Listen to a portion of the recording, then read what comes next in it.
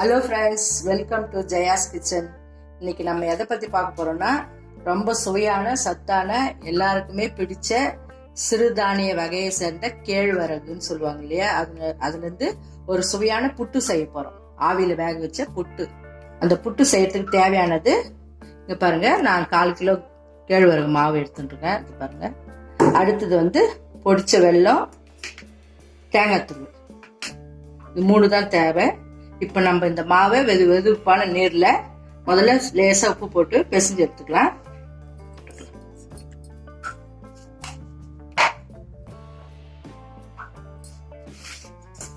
வெதுப்பான நீரை தெளிச்சு புட்டு பதத்துக்கு பிசைஞ்சு எடுத்துக்கணும். இந்த மாவு கேழ்வரகு ரொம்பவும் நல்லது, சத்தான ஒரு உணவு.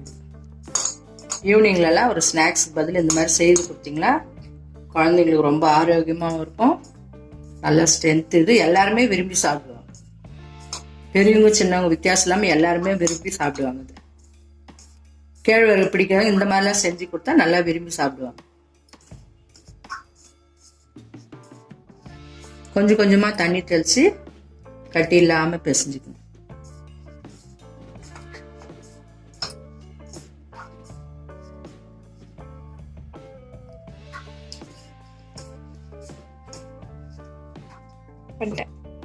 இங்க பாருங்க, இந்த மாதிரி பதமா பிசைஞ்சு எடுத்துக்கணும். நம்ம இந்த மாதிரி பிடிச்சோம்னா இந்த மாதிரி வரணும், அந்த ஈரப்பதத்துக்கு பிசைஞ்சு எடுத்துக்கணும். இப்ப இதுல 1-2 கட்டி இருக்கு இல்லையா, அதுக்கு நம்ம என்ன பண்ணணும்னா இந்த மாதிரி ஜார்ல போட்டுட்டு ஒரு சுத்தி எடுத்தீங்கன்னா அந்த கட்டி எல்லாம் உடஞ்சிடும். ஈஸியா சொல்லித்தரேன் நான் உங்களுக்கு. இங்க பாருங்க, இதுல போட்டு இங்க பாருங்க, இந்த மாதிரி வந்துடும், கட்டி இல்லாம பளபளன்னு. இப்ப இந்த மாவு நம்ம இட்லி பாத்திரத்துல எப்படி அவிச்சு எடுக்கிறத பார்க்கலாம். இந்த மாதிரி ஒரு இட்லி பாத்திரத்துல தண்ணி வச்சுட்டு தட்டி வச்சுடுங்க.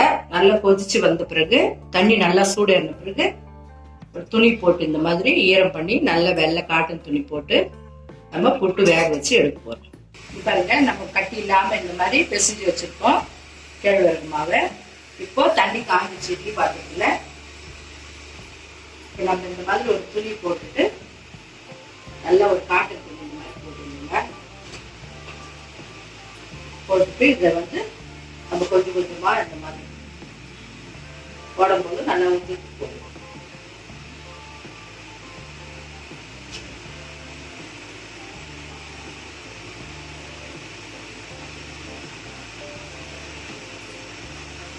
இது ஒரு 10 to 15 நிமிஷம் வேகட்டும். வெந்த உடனே உங்களுக்கு நல்ல ஸ்மெல் வரும், இந்த கேழ்வரகு ஸ்மெல், வெந்த ஸ்மெல் வரும். நம்ம அப்போ இதை ஓப்பன் பண்ணிட்டு இந்த மாதிரி மூடி வச்சுட்டு ஒரு 15 நிமிஷம் வேக விடணும்.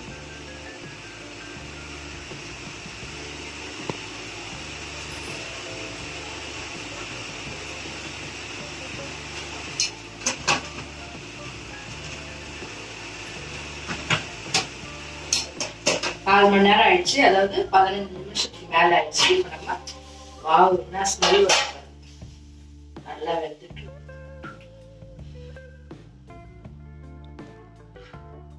பாத்தீங்களா, கேழ்வரகு நல்லா வாசனை, நல்லா வெந்துட்டு. இப்ப நம்ம இத இந்த மாதிரி ஒரு பாத்திரத்தை எடுத்து போட்டுருக்கோம். இதுல தேவைப்பட்ட நெய்யோ நல்லெண்ணெய் கூட சேர்த்துக்கலாம், நல்லது. காம்பினேஷன் சூப்பரா இருக்கும். இது சக்கரை போடக்கூடாதுங்க, நாட்டு வெள்ளம் இருந்தா போதும், இல்ல நாட்டு சர்க்கரையை போடணும். இதுக்கு தேவையான அளவு வெல்லம் போடணும். வெல்லத்தை கூட இந்த மாதிரி பொடிச்சு வச்சுக்கணும்.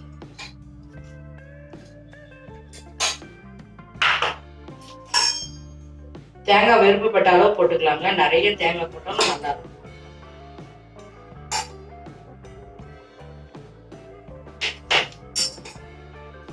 இந்த மாதிரி சூடா இருக்கும்போது இதுல ஒரு 2 ஸ்பூன் நல்லெண்ணெயோ இல்ல நெய்யோ போட்டு கலந்து சாப்பிட்டீங்கன்னா நல்லா டேஸ்டா இருக்கும். இப்ப இருக்கிற அந்த குட்டீஸ் பசங்க எல்லாம் என்ன பண்றாங்கன்னா, இடுப்பு வலிக்குது, கை வலிக்குதுன்றாங்க இல்லையா, பொம்பளை பிள்ளைங்க, அவங்களுக்கு எல்லாம் இந்த மாதிரி வாரத்துக்கு 1 நாள் 2 நாள் செஞ்சு கொடுத்தீங்கன்னா அந்த முட்டி வலி, இடுப்பு வலியே வராது. அவசியம் நல்லெண்ணெய் போட்டு கொடுத்தீங்கன்னா ரொம்ப நல்லது. நல்லெண்ணெய் இல்ல நெய் போட்டு, நெய் பிடிக்காத குழந்தைங்களுக்கு நல்லெண்ணெய் அப்படியே போடணும், சூடு பண்ணக்கூடாது. நல்லெண்ணெய் இந்த மாதிரி சூடா இருக்கிற புட்டுல நம்ம கலந்து கொடுக்கணும்.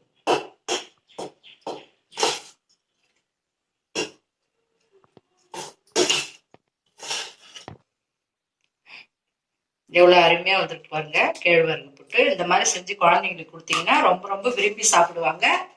எவ்வளோ நல்லா வந்துருக்கு பாருங்க, வாசனையும் கம்மகம்மன்னு இருக்கு பாருங்க ஃப்ரெண்ட்ஸ். நான் செஞ்ச இந்த கேழ்வரகு புட்டு உங்களுக்கு பிடிச்சிருந்ததுன்னா மறக்காம உங்க கமெண்ட்ஸ் எனக்கு சொல்லுங்க, லைக் பண்ணுங்க.